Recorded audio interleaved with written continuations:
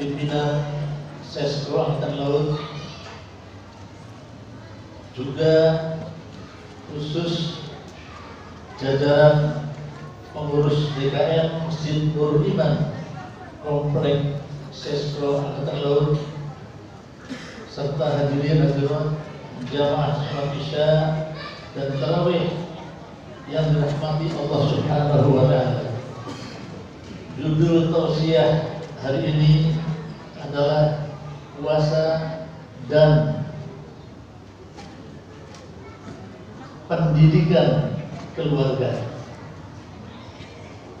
Allah Subhanahu wa Ta'ala berfirman seperti yang tadi sudah saya bacakan, hai orang-orang yang beriman, telah diwajibkan atas kamu berpuasa sebagaimana telah diwajibkan atas umat sebelum kamu, agar kamu menjadi orang-orang yang bertakwa. Surat Al-Baqarah ayat 183. Hadirin sekalian rahimakumullah, pertanyaannya adalah apa ciri-ciri orang yang bertakwa? Karena sasaran tujuan kita berpuasa ini adalah agar kita menjadi orang yang bertakwa kepada Allah Subhanahu wa Ta'ala.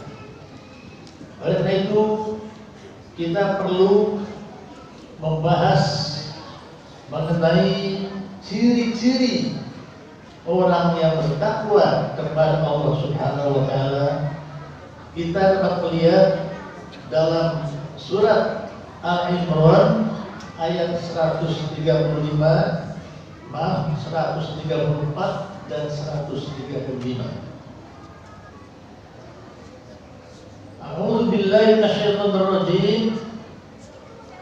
Alladzina yunfiquna fis sarra'i wad dharra'i wal kadhimina al-ghayza wal 'afina 'anil nas wallahu yuhibbul muhsinin. Orang yang bertakwa adalah yaitu orang-orang yang berinfak baik di waktu lapang maupun sempit, dan orang-orang yang menahan amarahnya, dan orang yang memaafkan kesalahan orang lain, dan Allah mencintai orang-orang yang berbuat kebaikan. Quran surat Al-Imran ayat 134.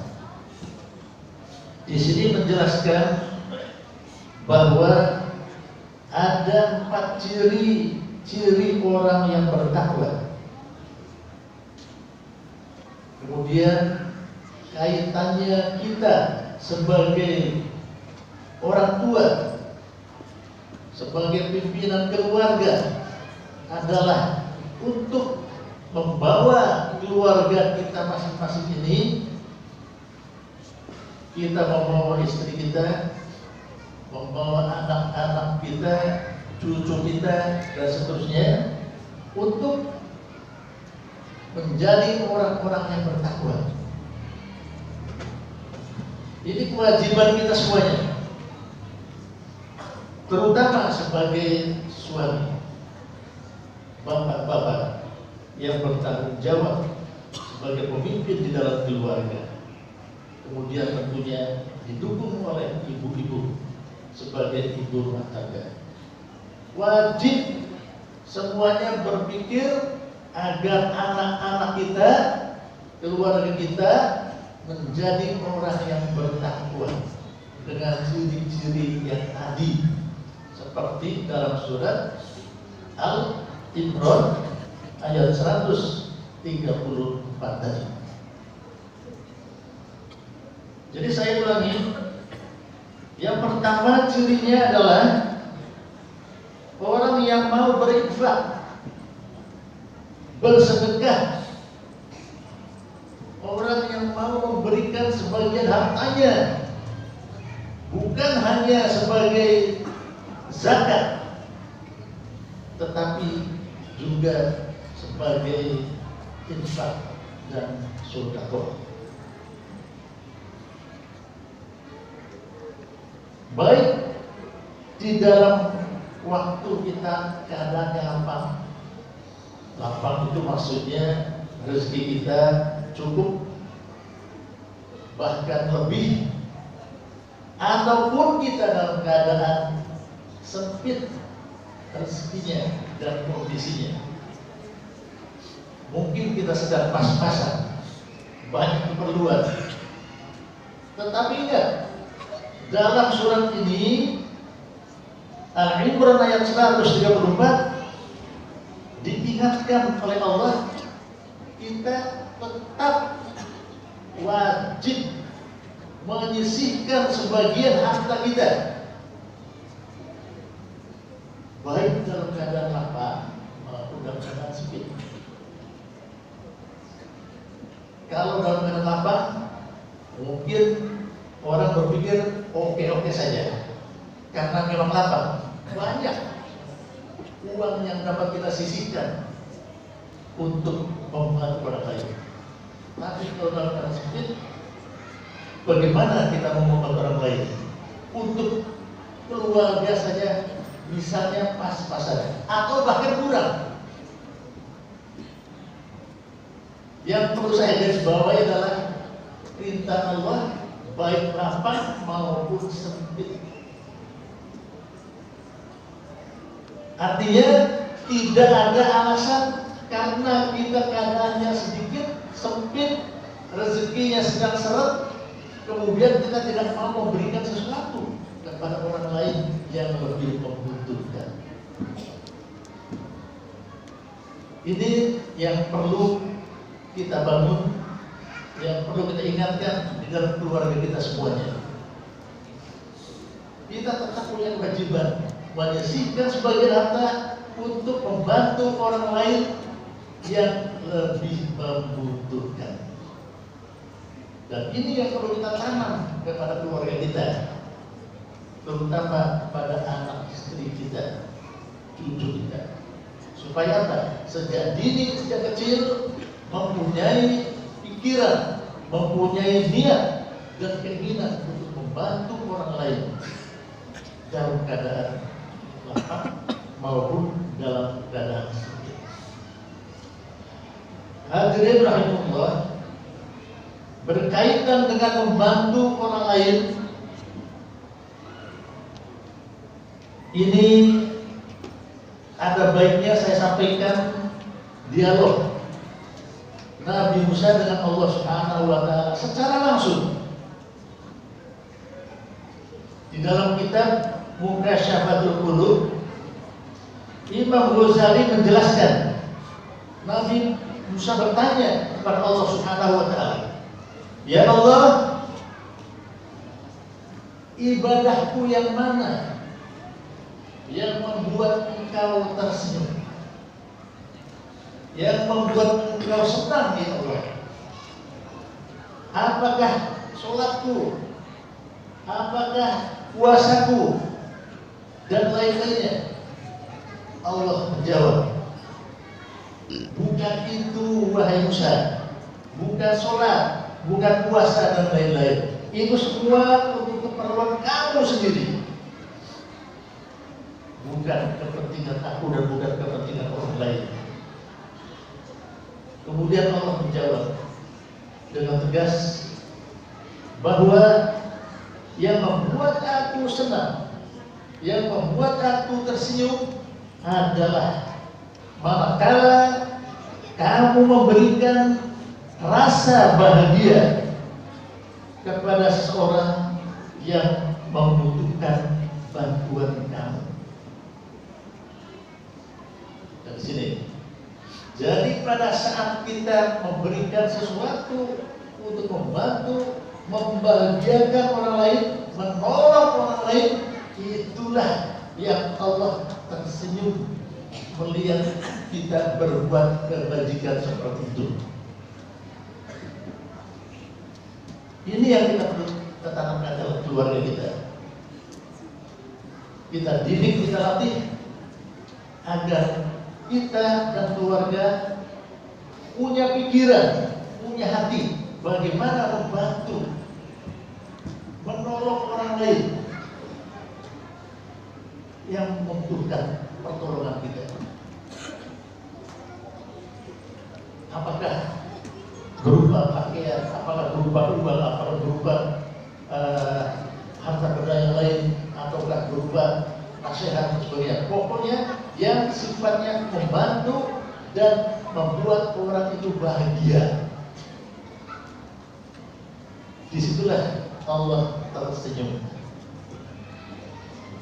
Hadirin sekalian yang dirahmati Allah Subhanahu wa taala.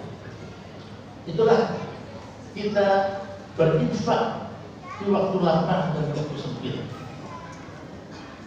Kalau kita belum bisa berbuat seperti itu, kita belum termasuk orang yang bertakwa.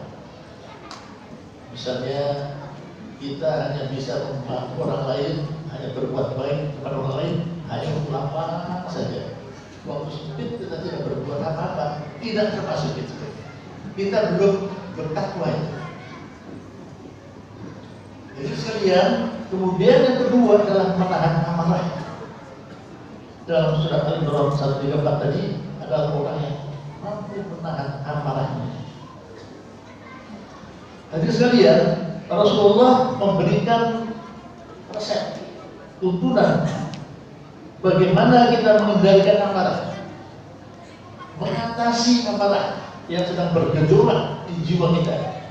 Karena kita ini manusia, bisa kita ini tersulut atau terpancing untuk marah.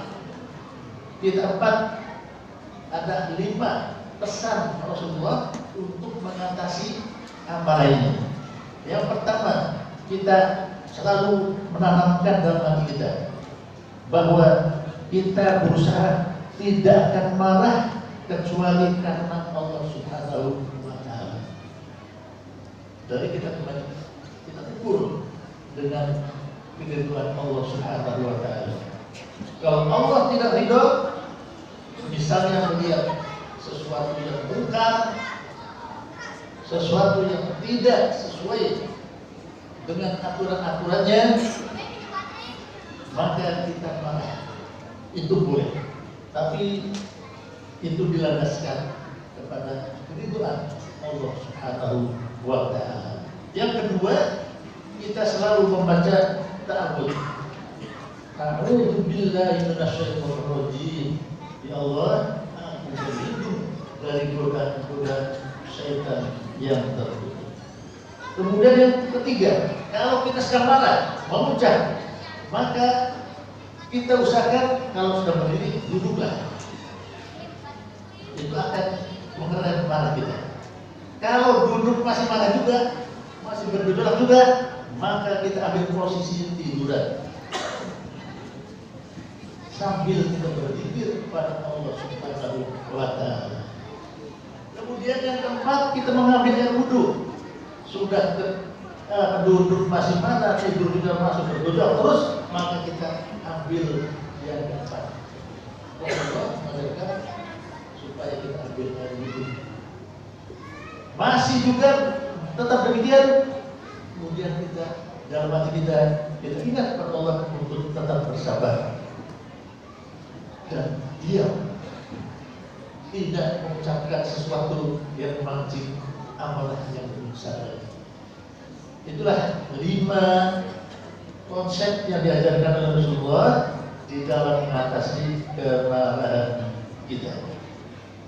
Satu hal lagi, yaitu cirinya orang yang bertakwa. Tadi sudah 4. Sebenarnya lengkapnya ada 5. Ada di Al-Imran 135. Satu tambahnya. Di sana disebutkan orang yang mau mohon ampun atas kesalahannya. Jadi selalu dia introspeksi, mengoreksi perbuatannya, kemudian dia merasakan ada kesalahan yang kita lakukan, kita mohon ampun kepada Allah Subhanahu wa taala. Astaghfirullahaladzim wa atubu ilaih. Astaghfirullahaladzim wa atubu Hadirin sekalian yang dirahmati Allah Subhanahu wa taala, demikianlah yang dapat saya sampaikan. Intinya adalah kewajiban kita untuk kita menanamkan rasa kasih sayang dan mampu memberikan sesuatu kepada orang lain yang lebih membutuhkan, baik kita dalam keadaan lapang maupun dalam keadaan miskin. Anak-anak kita, keluarga kita, kita punya kewajiban untuk bersikap dan menuju kepada ciri-ciri yang Allah berikan menjadi orang-orang yang bertakwa kepada Allah Subhanahu wa taala. Sebagai terakhir, hadirin sekalian, marilah kita selalu berusaha agar anak cucu kita, keluarga kita selalu belajar agama. Belajar agama, sekali lagi, selalu kita dorong dan ajak untuk belajar agama. Karena apa? Karena ini pasti akan ditanyakan oleh Allah. Kalau kita lengah sebagai keluarga ataupun pimpinan sesuatu organisasi dan sebagainya, tidak mengarahkan untuk meningkatkan pembelajaran agama, maka itu akan dipertanyakan. Dan kalau kita tidak punya inisiatif dan kemauan untuk mendorong keluarga dan bawahan kita belajar agama, ini adalah termasuk sesuatu yang dipersoalkan oleh Allah Subhanahu wa taala. Demikian, semoga apa yang saya sampaikan bermanfaat dan kita semua dapat melaksanakan ibadah puasa. Ya, masih 20 hari lagi insyaallah ya, 19 kita lanjutkan dengan nanti tarawihnya tidak putus, baca Qur'annya juga tidak putus, dan selalu berdoa kepada Allah Subhanahu wa taala agar ibadah puasa kita, ibadah qiyamul lail kita, baca Qur'an kita, dan semuanya ibadah kita diterima oleh Allah Subhanahu wa taala. Demikian, wabillahi taufiq wal hidayah. Wassalamualaikum warahmatullahi wabarakatuh.